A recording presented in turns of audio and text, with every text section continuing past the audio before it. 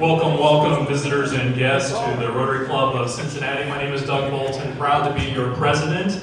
We live in a phenomenal community, a nearly $1 billion in asset community foundation, the best children's hospital in the world, and so many other phenomenal assets. And yet, our community, like most big cities, has intractable problems that need solved. I look forward to having our speaker today talk to us about his new vision for GCF and the problems that he's seeing in Cincinnati and the solutions that he's going to bring to our community. Let's begin our meeting as we normally do with our national anthem led by Ken Coggeshall and Janet Metzelaar. Ken? Oh, say can you see by the dawn's early light what so proudly we hail at the twilight's last gleaming, whose broad stripes and bright stars through the perilous fight o'er the ramparts we watched were so gallantly streaming, and the rockets' red glare, the bombs bursting in air, gave proof through the night that our flag was still there. Oh, say does that star-spangled banner yet wave o'er the land of the free and the home of the brave?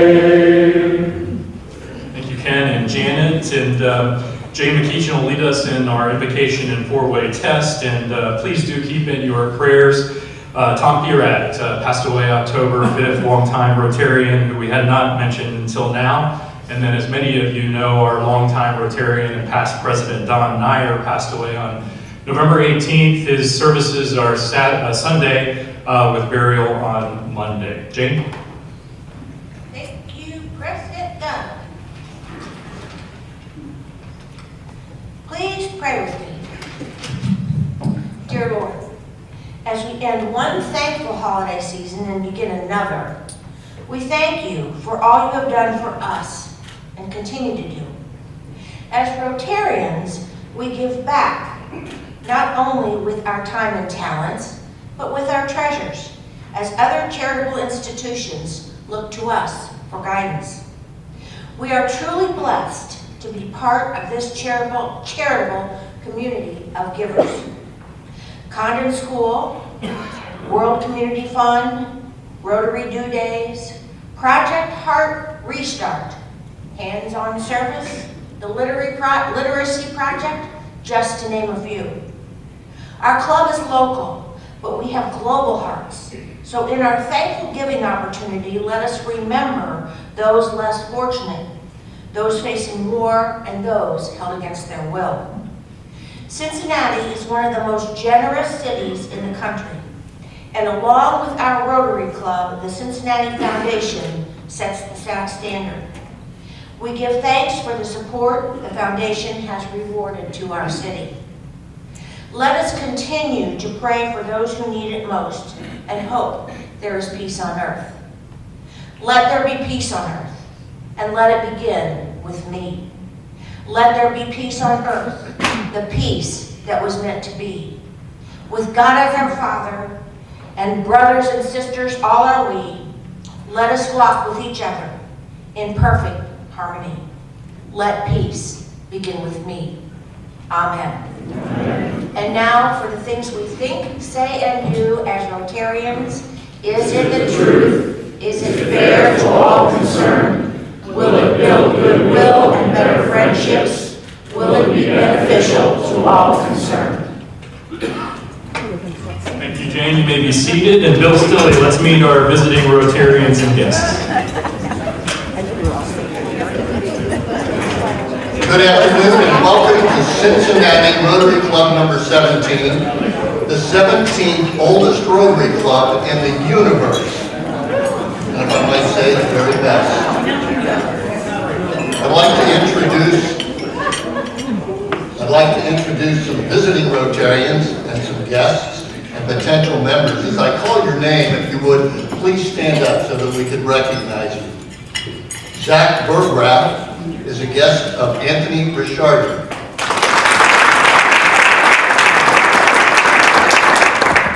Skip Beckett with EHMK Law, a guest of Bob Biegner.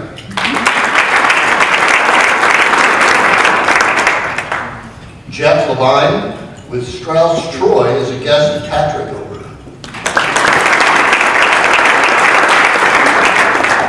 Carol Lawrence with Centennial, a guest of Judy Poe. Wendy Reardon is a guest of John Farmeyer. Chris Travis with Hillcrest Financial, a guest of Wes Bottom. Ken Robinson, a visiting Rotarian from Pathways.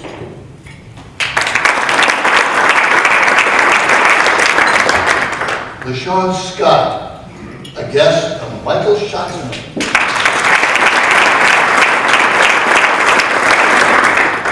Mark Johnston with the Christ Hospital, a guest of Steve King. Welcome to Rotary.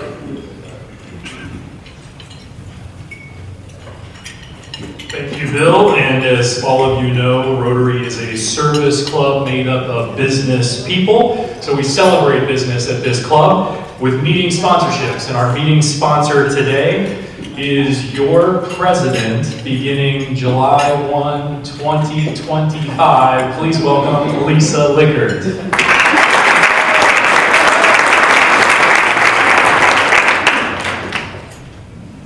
Hello, hello. I promised Doug that I timed this. It was 1 minute and 30 seconds. Let me see if I can do it.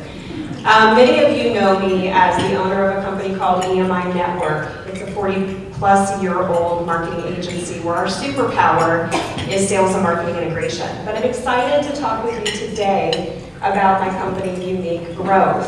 Unique Growth is a joint venture with one of my EMI clients down in the DC market and a veteran of financial services, where she has an organization of over 4,000 people across the U.S.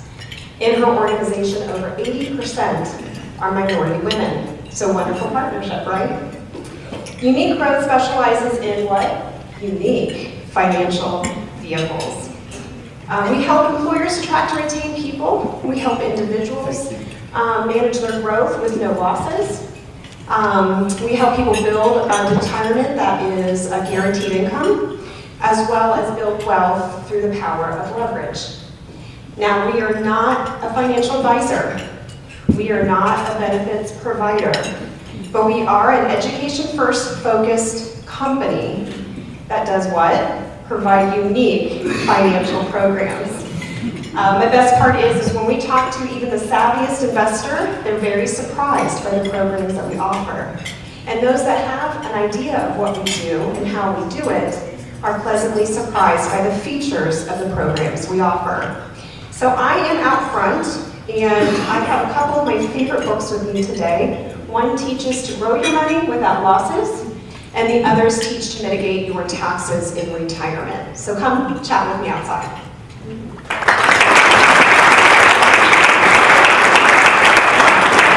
Thank you, Lisa. Jane highlighted so much in her prayer that was meaningful, talking about all of the things that us Rotarians in Cincinnati do. So many amazing things. And one of those amazing things that she mentioned was Project Heart Restart. It would not have happened had your past president not stepped up and essentially provided leadership that is extraordinary for a past president. Usually by that time, you're ready to just go quietly into the atmosphere. But he stepped up and made this project happen. Steve King, come on up and give us the latest on Project Heart Restart. Thank you for that warm introduction. I am Steve King, and I am grateful for Club 17. It really has been a tremendous blessing. I'm also grateful for Project Heart Restart, the reason I'm here today. I happen to be the chair of this amazing committee, and this committee has been doing some amazing work. We're really all about saving lives by putting AEDs in the hands of our law enforcement first responders. And 4 months ago, this committee launched an effort with the help of Christ Hospital in a press conference, July 31st. And after some hard work and some very generous sponsors, some of whom are here today, I'm very excited to report that we've completed phase 1. We've raised over $260,000 and delivered 130 AEDs to our Hamilton County Sheriff's Office.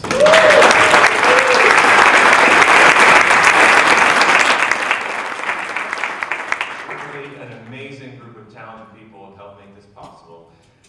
Here with a video to share some of the highlights of our delivery event. Cue Christy, Sarah.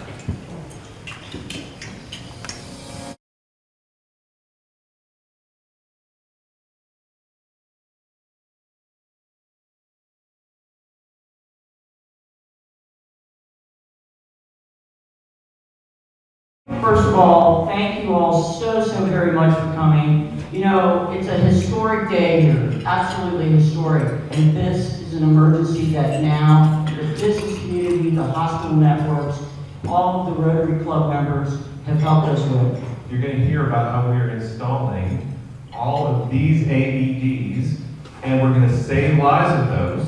We would like to see this extended across all first responders across the entire county.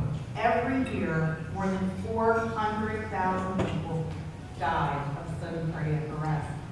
And the fatality rate for sudden cardiac arrest is more than 95%. What was known back then was that if we could get things like AEDs into the hands of those who were responding first, for every minute saved, we increased the survival rate by almost 10%. 125,000 of our ARPA dollars. We couldn't put it to better use. A lot of things we have, we're worried about isn't sustainable, but we invest in this. This is sustainable. CENTCOS is involved in this effort to opt-in law enforcement. It's our goal at CENTCOS to be a great community partner.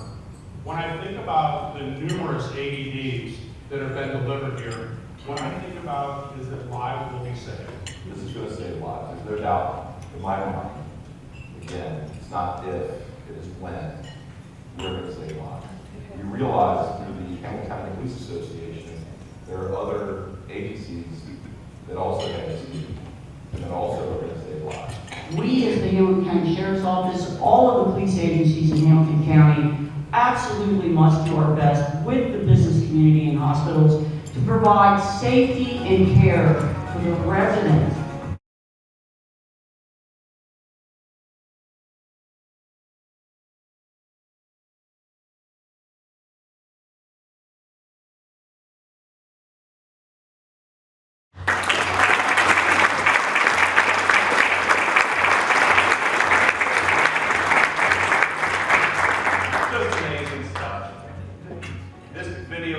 By a Cincinnati Rotarian, Steve Easley. Wave, everybody.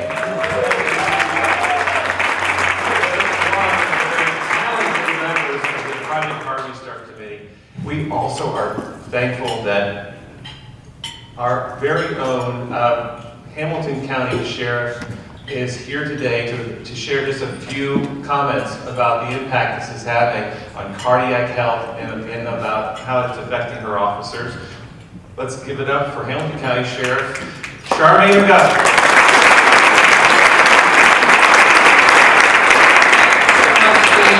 And thank you to everyone who worked so hard on this endeavor and donated money and all of the things that you've done to make this happen. You know, I'm here to give you an update that not only have these AEDs been placed in every patrol car, but we have deployed them twice since. And I mean, that's just within a couple of weeks that we've deployed these AEDs. Both instances were cardiac events, separate cardiac events. And the thing about it is this, the officer, you know, it increases your confidence so much when you have a tool like an AED that can tell you, yes, continue CPR, or no, use this to shock the person's heart. Because we don't know just by looking. And both of these events ended up with these people surviving, right? And the AEDs were invaluable. And not only that, but they will increase use as the deputies become more familiar and as they know, hey, this is something that is going to help me save lives, and it certainly does. And it's already showing. And, you know, I have to tell you this real quickly too, and that is, when I became sheriff 3 years ago, it really was my endeavor, my goal to partner with the business community. I had recognized over my 38 years of service that had really never been done. Not in a very significant, not in a wholly significant way that benefited the entire community. And this is exactly what I hoped for. And it came about because not just me, but so many other people recognized the value of this. It's historic. I can't say that enough. And I can't say enough how important it's going to be moving forward and what we can do for our community. I mean, I'm so optimistic, and when I talk to the men and women of our department, which is often, the very first thing I tell them is you have every reason to be optimistic. You have every reason to be optimistic. And in this environment that we're working in today in the United States, that's a message that needs to be internalized by each and every one of us. And certainly I internalize it. I put this little heart on my visor of my car. So when the sun shines, that's what I see, the heart. And I take it off to wear it, you know, occasionally, and I'm just so very proud of it. And speaking of being proud, we do have a shadow box here, which is commemorative of the efforts of the Rotary Club. And I'm not really sure where this is going to hang. It's for all of you. Maybe you can pass it around every so often. Just lay it in your homes.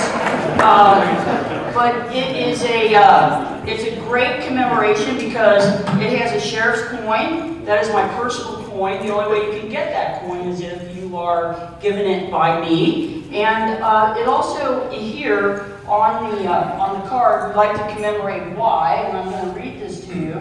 The Hamilton County Sheriff's Office extends its gratitude to the Rotary Club for your support for Project Heart Restart to place AEDs in all Sheriff's Patrol cars. Your generosity will save lives throughout Hamilton County with gratitude. Thank you.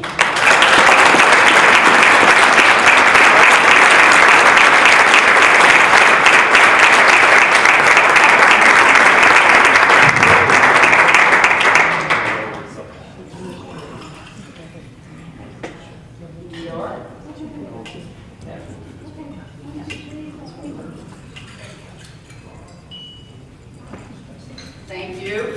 And I additionally have a shadow box that is dedicated to Lori Nippert Leonard. And I want to tell you why. You know, not only is she just tremendous, but she has matched donations. The donations that people gave, Lori stepped up and matched those donations because this is something that she has believed in her entire life. And you know, when I talked to her, and it was just last night, she's so passionate. It reminds me of myself in certain ways that I'm passionate about things. And you know, that's why I know she's the real deal. She's the real deal. And man, I just can't even tell you how grateful we are. Thank you.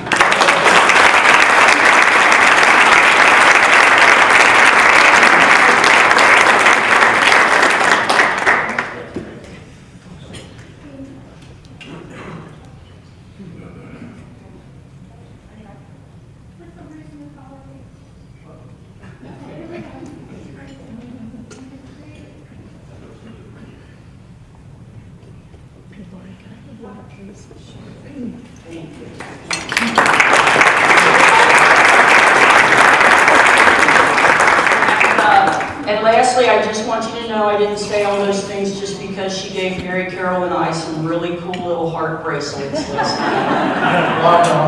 Love them, thank you. And now I will turn this back over, and thank you all so very much.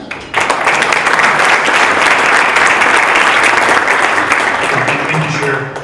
So there's very few decisions that the president of this club gets to make because we're controlled by a board. We have 60 committees. We have an executive director. Lori's got the one shadow box. I'm going to make the executive decision to give the other shadow box to Steve King. He's a phenomenal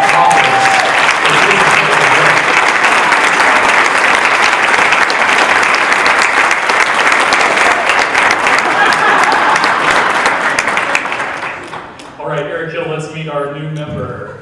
Come on up.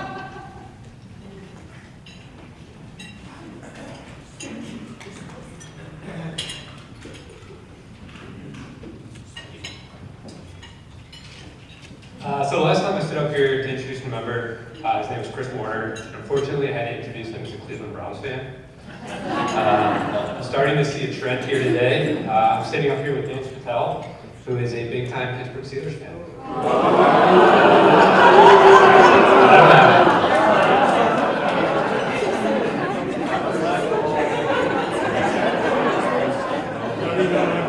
I met Dan earlier this year at a networking event where we immediately found ourselves discussing football and the new prototype jerseys that they were releasing at the time. And since that point, Dan and I have seen each other pretty much on a weekly basis. Dan is married. His bride's name is Courtney. In the last few weeks, they picked up their first puppy, golden retriever puppy named Moose. If you get a moment today, ask to see a picture. I've never seen an ugly golden retriever puppy, but it's pretty cute. Dan is a recruiting consultant with Hirewell, and even though he moved here about a year and a half ago, he seems to know just about everyone in the area. He's extremely connected, and there's always something new and exciting on his schedule. Dan has been a member for a few months now, and although a large portion of you have probably already met him, it is a privilege to introduce him to you all here today. I'm very excited to welcome Dan to the club. Extremely eager for his addition to the YP set. Thank you. So, thank you.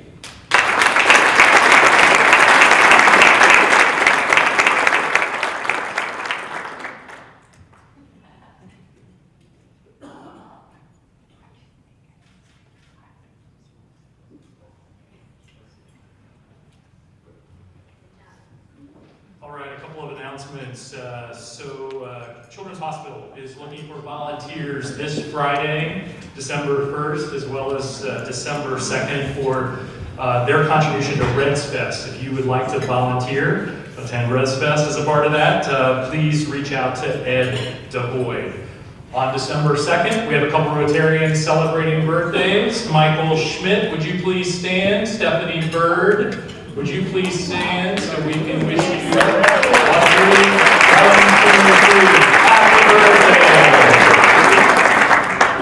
Your Rotary invoices were due today. Just a friendly little reminder to pay your dues. And then don't forget about our Condon School Christmas party next Tuesday. You can arrive at 12:30 to help with decorations. The party will last till 2:30. And then Tuesday evening we'll celebrate with our typical happy hour. It is going to be at the Humble Monk in Northside, beginning at 4:30. All right, split the pot. Today's winner takes $57, and the big pot has grown to $1,150.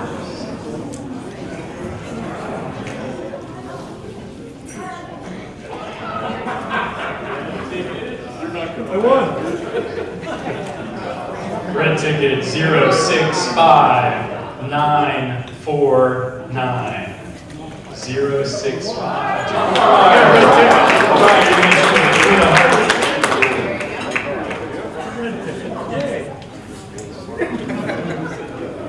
So close. All right, very good. blessed to have a nearly $1 billion in asset community foundation here. Matthew Randazzo became the new Chief Executive Officer this summer. He's a Detroit native, went to Albion College studying political science and Latin American studies, had dreams of getting his doctorate and going on and working in the political science field, but started working on his first campaign, and his candidate said, "We don't need no more academics working here. We need more people who know how to solve community problems." That statement was Matthew's inspiration to go to the Lyndon B. Johnson School for Public Affairs at the University of Texas in Austin and received his master's degree in public affairs, and that launched him into his career of working in the nonprofit sector. He worked for more than 15 years at some major national education nonprofits trying to solve the inequities in our education field, and then landed in 2018 as the Chief Executive Officer of the Dallas Foundation. When Ellen Katz announced her retirement from Greater Cincinnati Foundation, 128 people, including Matthew, made application for that job, and Matthew rose to the top. It probably helped that the search director of that search, George Vincent, is a native Michigander as well. Probably helped a little bit in terms of getting Matthew up to the top. But let's give a warm Rotary welcome to Matthew Randazzo.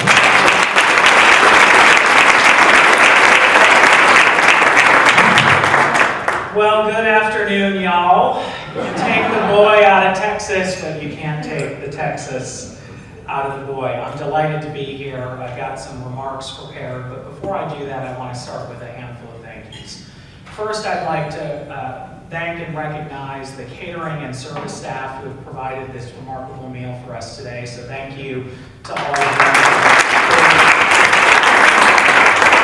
I also would like to thank the sheriff for her service to our community. Thank you for all you do to keep us safe.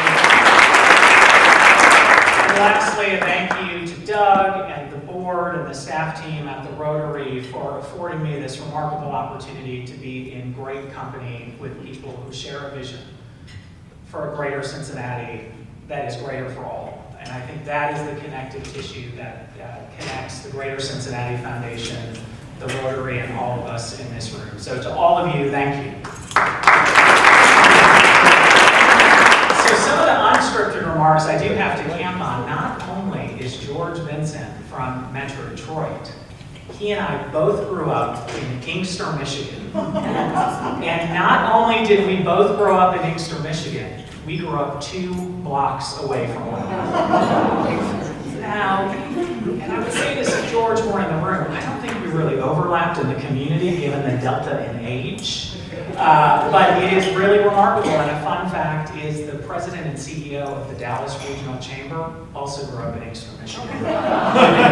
So Inkster is producing some, well, I'll let you judge what they're producing. So with that, let me lean in here. I do want to share a little bit about my background because it truly informs how I show up in the work that I have led.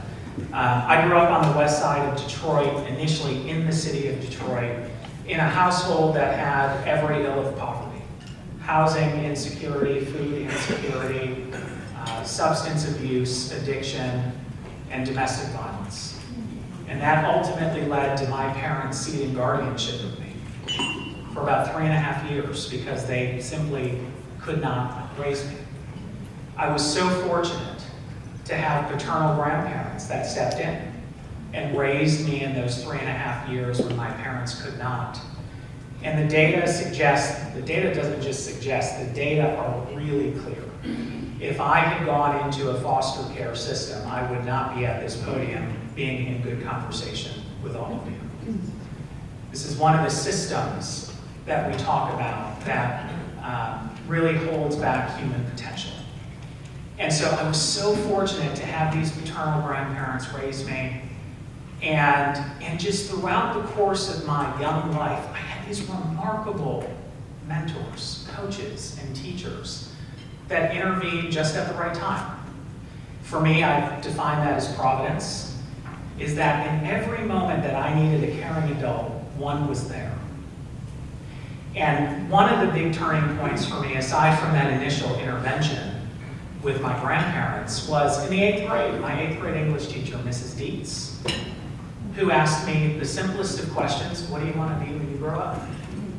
And I'll tell you, the biggest I could dream was to go work for Ford, Chrysler, or General Motors. Work the line. In the 1990s, working the line, you could own a cottage up north, you could have a solidly middle-class lifestyle. And she said to me, if you're going to work at the big three, first time I ever heard that term, she's like, you're going to go because you're going to go to college and you're going to be on the management side of things. And she connected me with this program called Upward Bound, which is for first-generation low-income students. And let me explain one more moment of providence. In the mid-1990s, the Department of Education was doing 2 pilot Upward Bound programs in the entirety of the U.S. and the U.S. territories.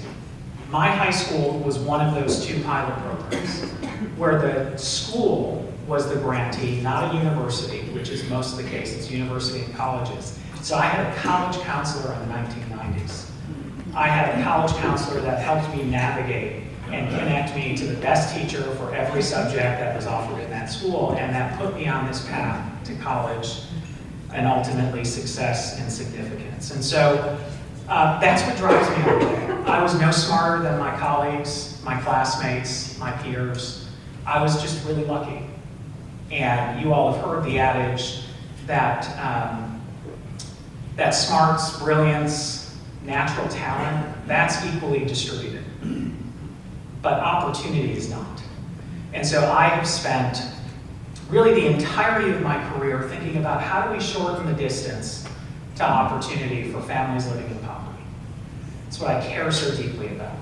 I did that mostly, as Doug mentioned, through work in the education sector. So I spent almost 15 years leading regional and national organizations, really helping to think, how do we prepare more kids for college? How do we help get them through college? How do we think about the rigor and the support and the systems that are necessary? I was CEO of the National Math and Science Initiative, which was an initiative of ExxonMobil. It started within the corporation. Exxon said quite simply, there's not enough talent coming out of high schools, going into college to fuel our workforce.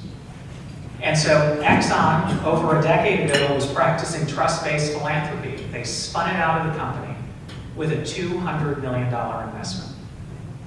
And they said, go scale this, and we're going to hold you accountable for student achievement results, for influencing public policy, so that we have better systems in place for kids to access STEM, and we want you to match our money along the way. It was a remarkable role and opportunity. And I found myself traveling 3 to 4 days a week, and being away from my wife and from my son, and really had this moment to step back and say, 1, I want to be a more engaged father. 2, I want to be a better partner to my bride. And 3, I want to live and work in the same community. I want to see the impact of my work. And then I stepped through the looking glass. Providence, once again, intervened, and I had the opportunity to lead the Dallas Foundation. When I joined the Dallas Foundation, it was 89 years old. I was its 2nd CEO. Oh. Volunteer-led, yeah. It was, yes. Volunteer-led for 50 years, my predecessor in her seat for almost 40. So I feel like I got an MBA in change management. And it was the most meaningful and difficult work that I led. How do you honor the history, the tradition, the brand, the respect of this institution, and how do you help modernize it? How do you help pull it into the 21st century? How do we reposition it as a nonprofit bank for generous, wealthy folks, and into an institution that could activate donors to make community better, brighter, and more opportunity rich? And that's the work that I had the opportunity to lead. So now I step into this role at GCF with a lot of humility. We're in our 60th year. I stand on the shoulders of many remarkable women who led the organization before I did. Ellen Katz, my most recent predecessor, Kathy Merchant before her, Carolyn. And I've had this opportunity to sort of lean in and think about how does GCF think about its next phase of growth and impact in this community. So I'm going to give you a few data points and I'll talk a little bit about that. So GCF, since its inception, has granted over $1.5 billion into this community. Just a remarkably generous community. And what's really important to know, and what GCF must never forget, is that $1.5 billion, it's the wealth and generosity of our donor partners. In any given year, about 90+% of our grant making comes from donor advised funds. So that is corporations and individuals in this community that have decided they want to do well and do good.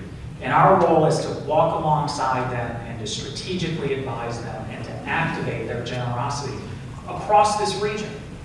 So in doing so, we've made almost $500 billion investments in human services, nearly $400 million in investments in education, over $300 million in community and economic development, about $200 million in investments to arts and cultural institutions, and just over $125 million in investment in health and well-being throughout the region. And I name these issues because you can see our donors are showing up in all the places that Greater Cincinnati needs them to show up. But let's not get confused about dollar signs alone. Well, it is clear we need philanthropic capital to drive change in this community. I would argue it's necessary but insufficient. And I think the Rotary is a great example of that.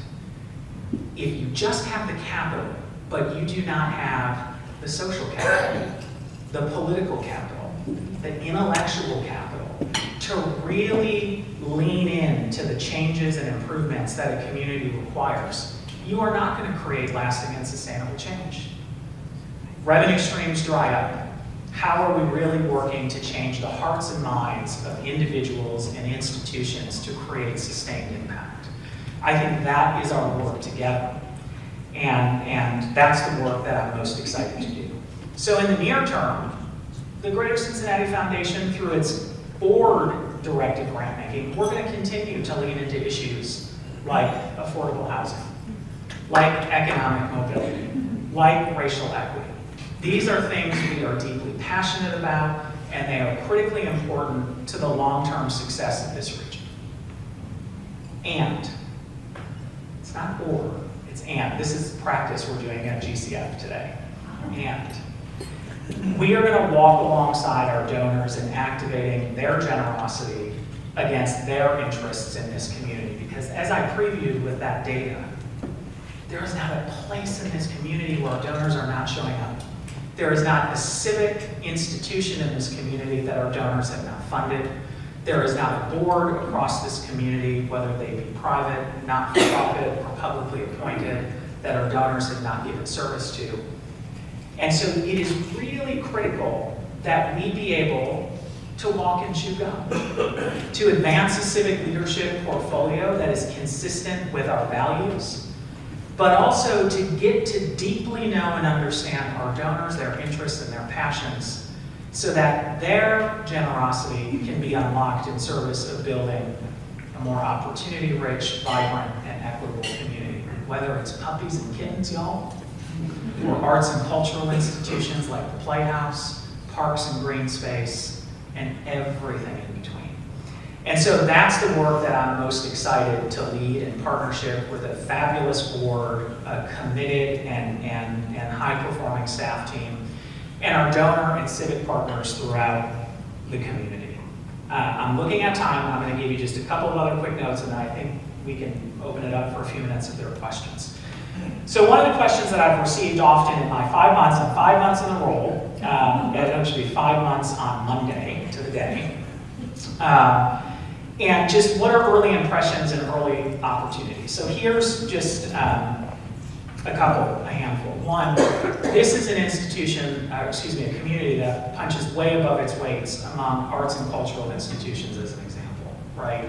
You think about the recent past of this community, you think about the Industrial Revolution, you think about the early wealth creation that happened in Greater Cincinnati, and it built these formidable institutions. So while I've just today learned that we are one of the earliest Rotaries in the country, you all probably know this because you're not new to town. Did you know we have the second opera in the country? The second professional opera is in Cincinnati, Ohio, behind the Met. Pretty remarkable.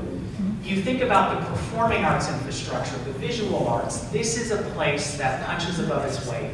Nearly 100 years ago, our community came together to create what is now Artsway. To think about how do we build an infrastructure to support the vibrancy of this sector forever. That's cool, y'all. I also think about some opportunities, workforce being chief among them. We need to bridge more people to living wage work to break intergenerational cycles of poverty in this community, period. We cannot continue to be a net importer of talent, where we have to go outside of our region to fill key positions. This is a community where I still often see signs posted about a labor shortage, understaffing. It's not unique to Cincinnati, but many other parts of the country have started to make, I would argue, more sustainable progress around workforce. That is something we must lean into here. Housing continues to be one of the largest challenges for our region.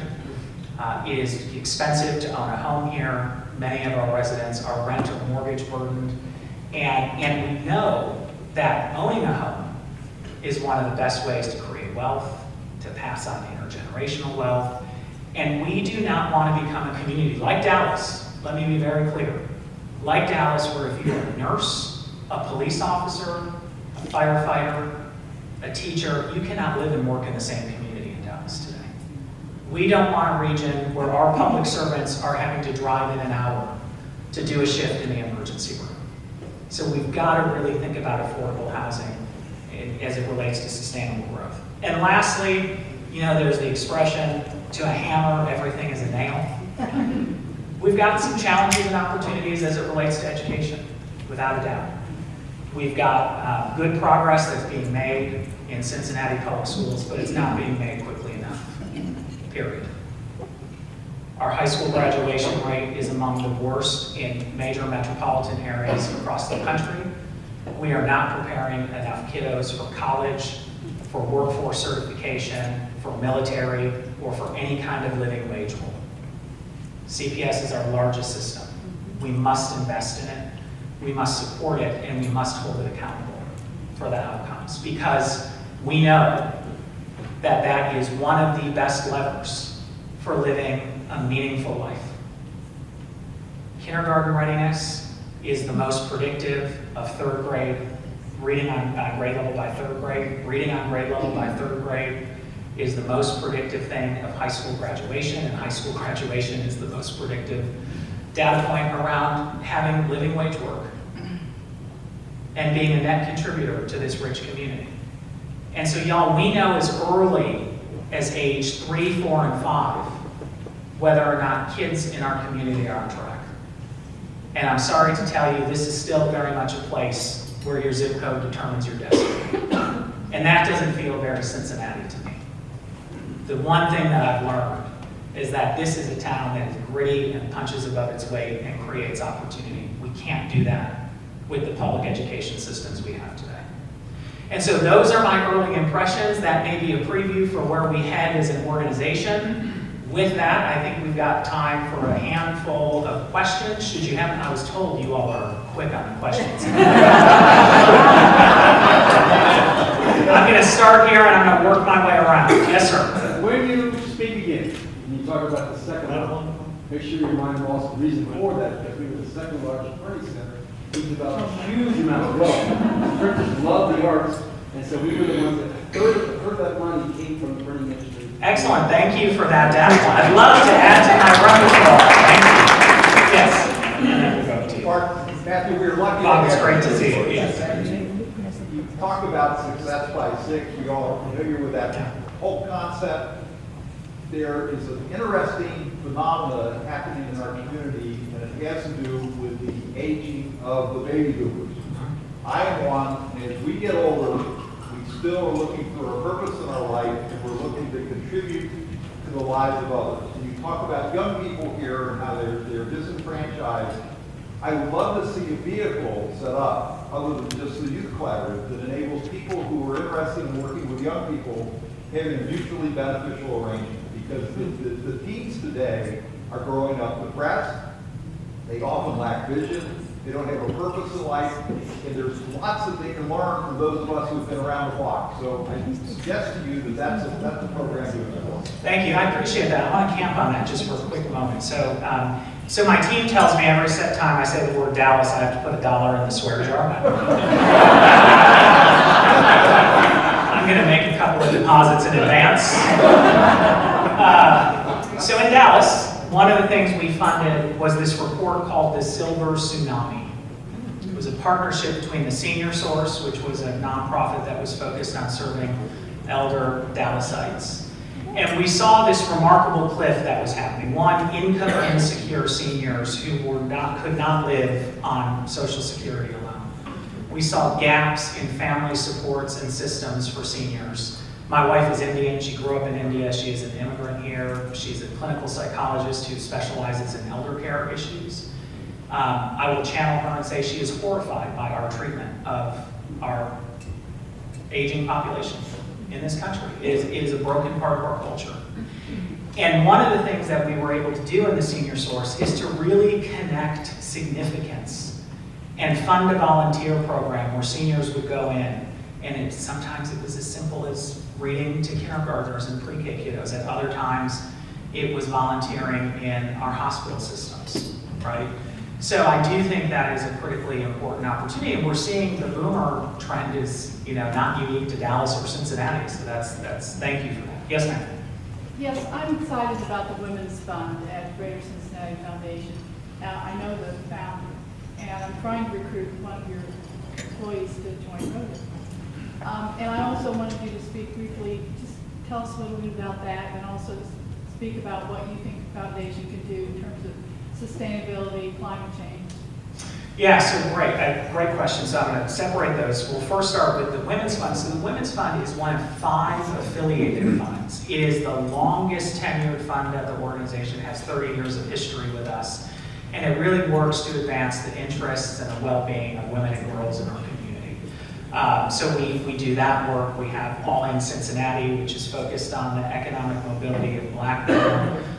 We have the Racial Equity Matters Fund. So there's a number of strategic initiatives that the foundation deploys.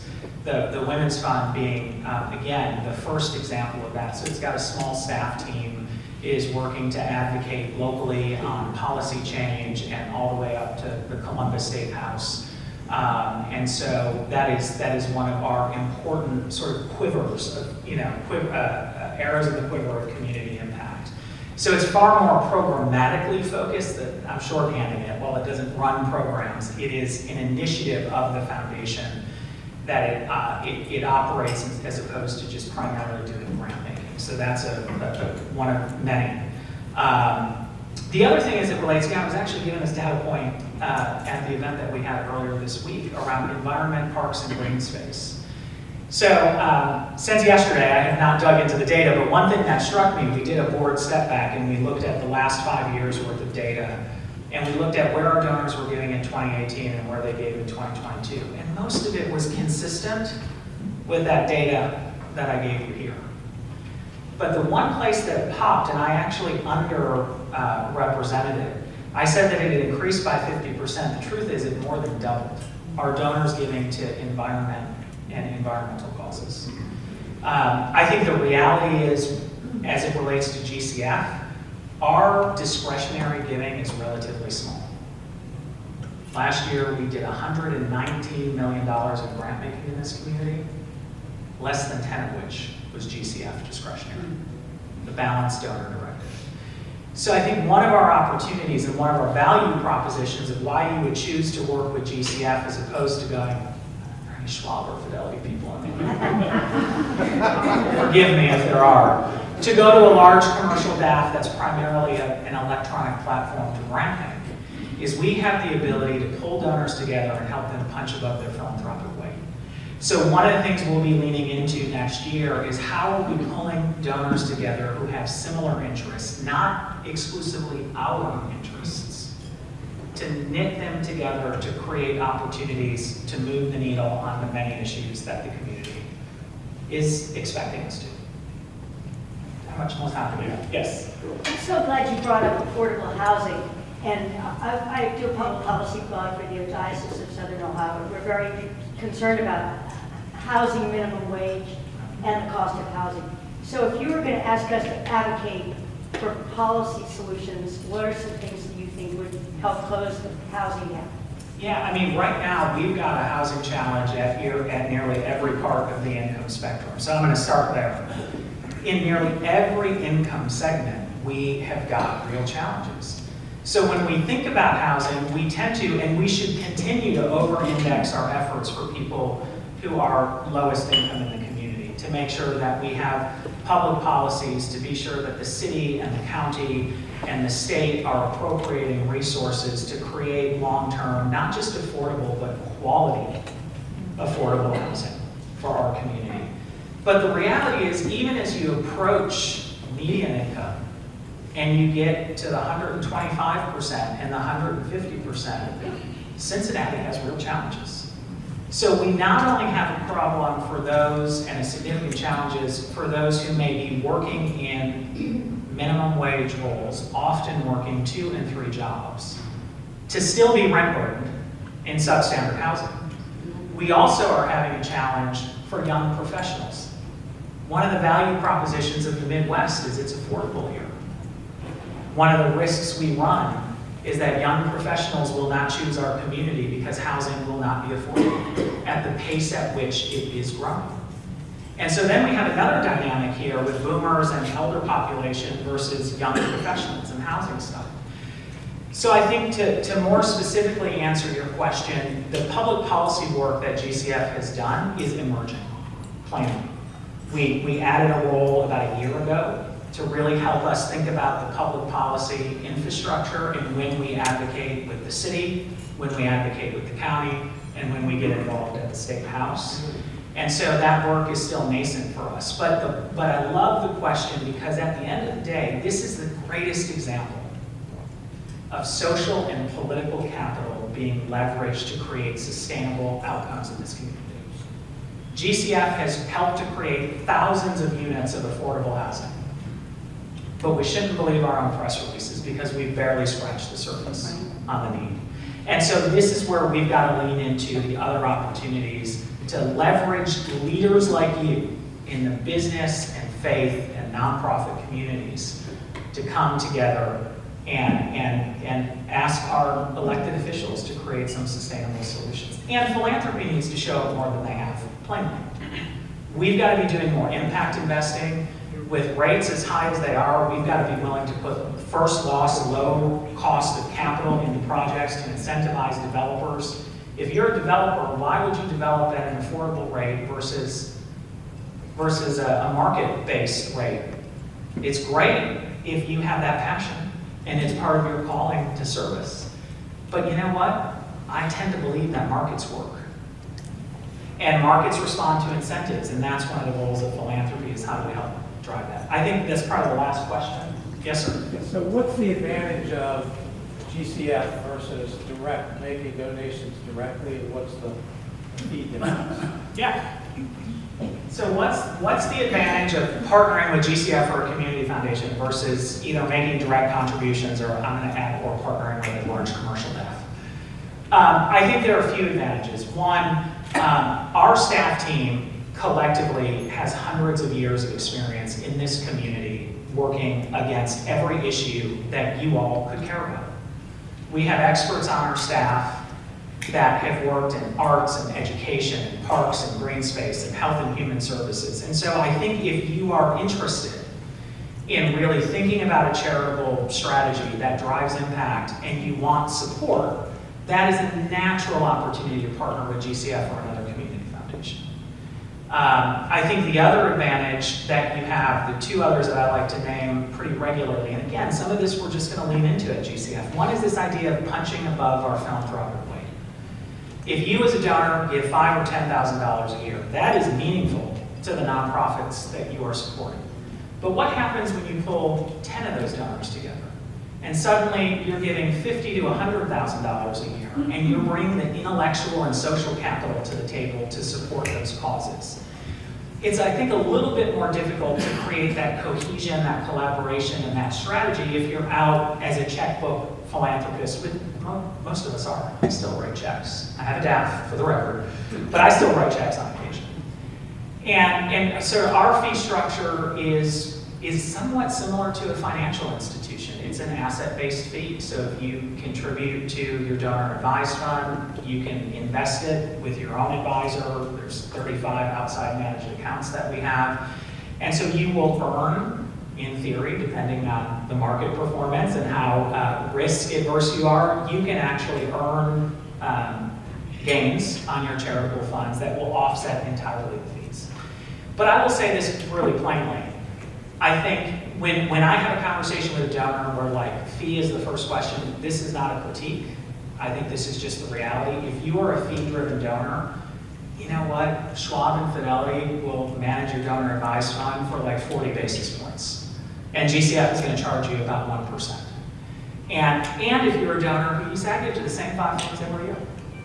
I know I'm going to give to my church, I'm going to give to my alma mater, I'm going to give to my son or daughter's school, and a couple other causes, you might not need a donor advised fund, right? So I think it's really that connective tissue, the collaborative giving, the community expertise, that's where a community foundation should be. With that, I'm going to turn it over to Doug. Thank you all so much.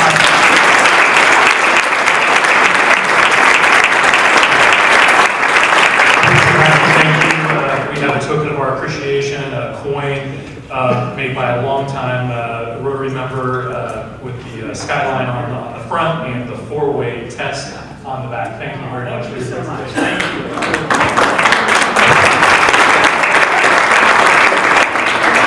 And, Rotary's theme for this year, 23-24, is Create Hope in the World. Thank you, Matthew, for creating hope in this community. Sheriff McGuffey, thank you for the optimism and the creating hope that you're bringing to the Sheriff force. So we have 2 meetings, new member orientation, and the second one, World Affairs Committee meeting downstairs. Go create your own hope in the world. Meeting adjourned.